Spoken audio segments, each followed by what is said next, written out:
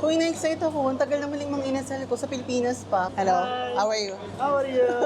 Ano to, best friend ko to sa mga inasal, uy. Hoy, look at the mga inasal in Deira. Oh. Ang bongga, di ba? Aakalain mong may inasal. Hoy, when I first arrived in Dubai, akala ko walang mang inasal dito. So, napadaan lang kami ng brother ko. Tapos sabi ko, mang inasal ba yun? Sabi niya, oo. Nike, baka hindi kayo naniniwala. Oh, Nike to. Nike yan.